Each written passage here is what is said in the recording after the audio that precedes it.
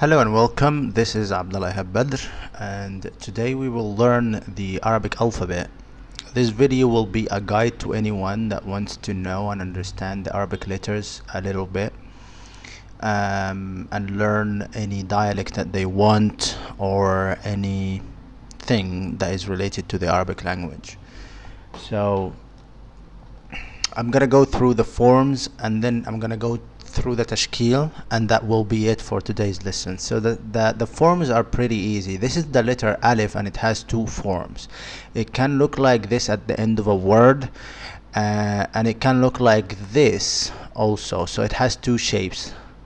Alright, and don't confuse it with this one here, because this one is a Y sound. It's like the E sound.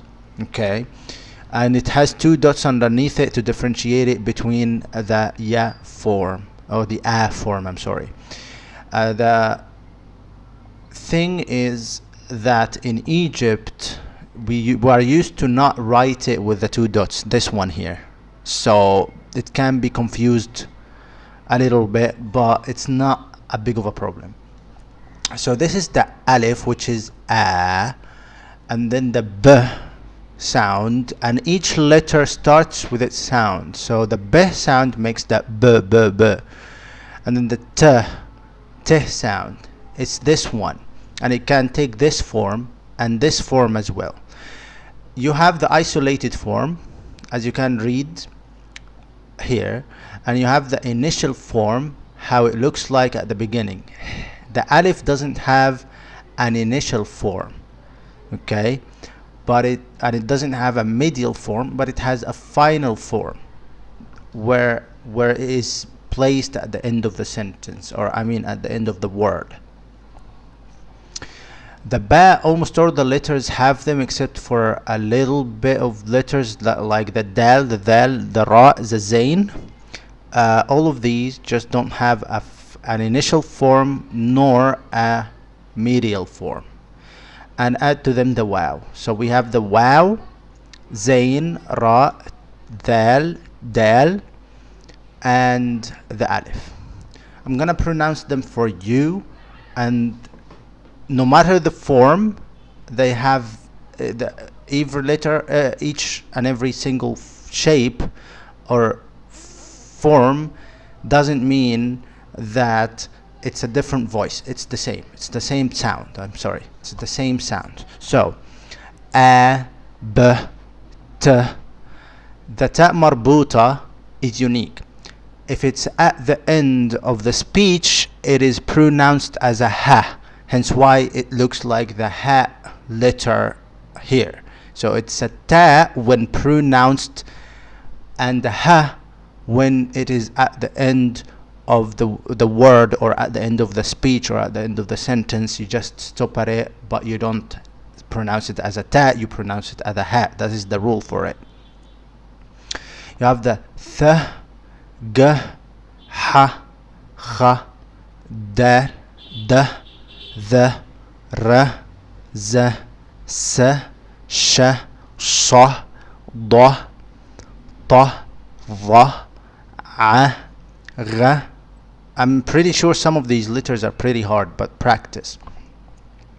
Th, qa, ka. So almost the same, but a bit different. Qa from the very back of your throat, and then the ka, just like a letter K. L, m, n, h.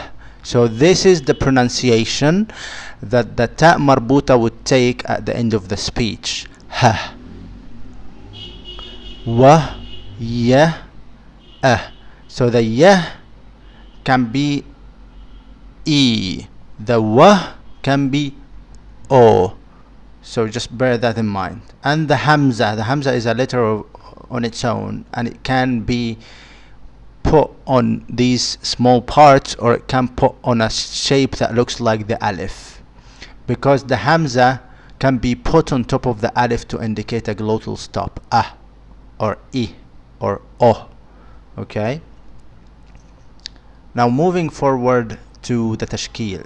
These are the letters again, and this is the Tashkīl with Fatha. The Fatha is a added to the letter to give it some, it's a vowel added to the letter to make it to modify it a little bit, to make it its own syllable.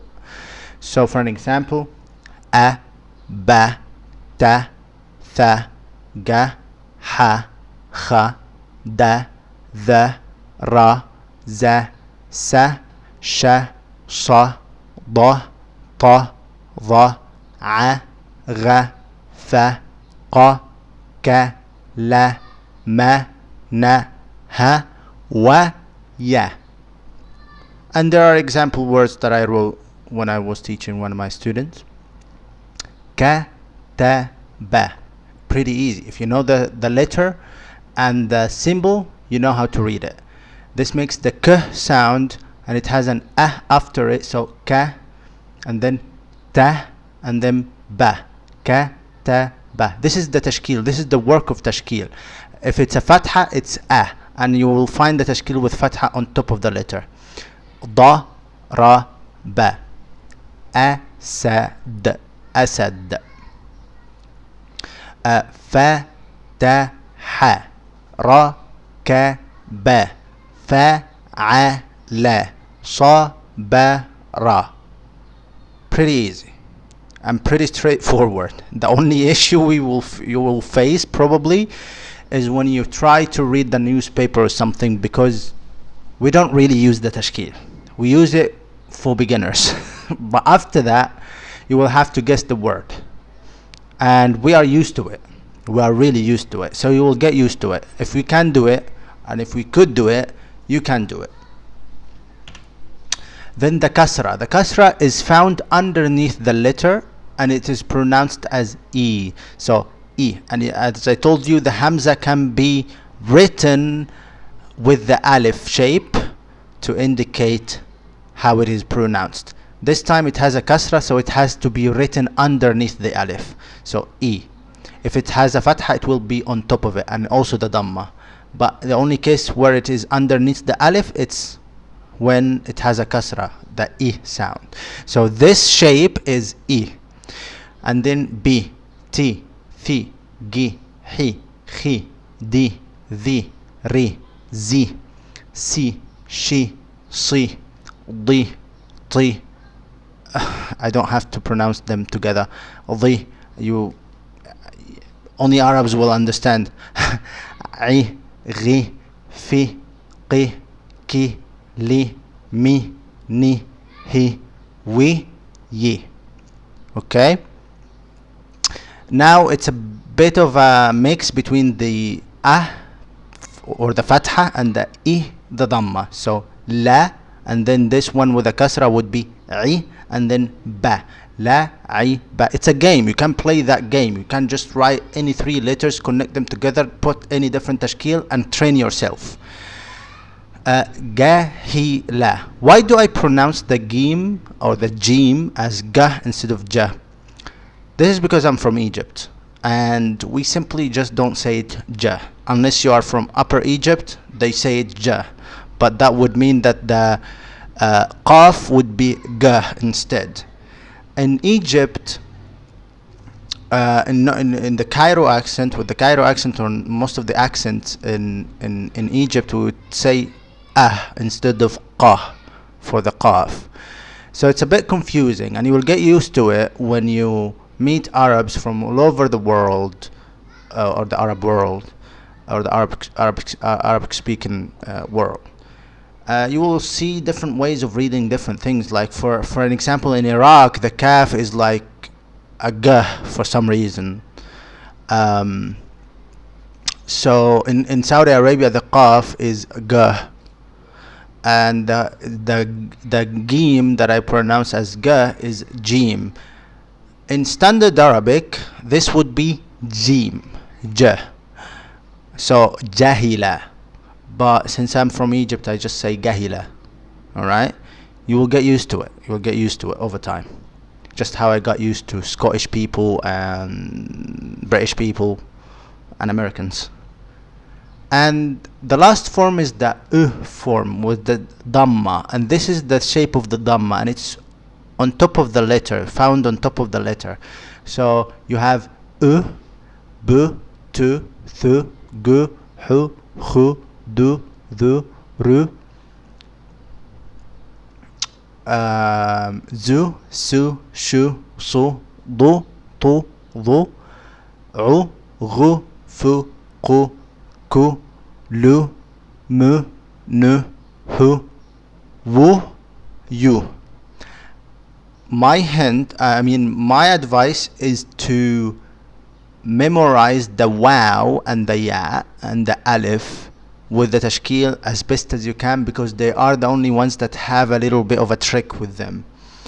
And if I go back to how they are pronounced without the tashkil, this one is oo and this one is ye, not ye but e. So I put the letter o for them and the letter e here. So oo, e, and the alif is like the letter a. And that's it. Thank you for watching, and I hope that this is something that helps you advance in the journey, to learn the Arabic language. If you want another advice, the easiest and most understood dialect for the Arabs is the Egyptian dialect, the Cairo one. So if you want to learn a dialect after learning standard Arabic, go for Egyptian if you want, unless you know where you are going to reside and live. You can learn that other dialect if you wish. I'm just trying to help you. That will be it. Peace. Assalamu alaikum.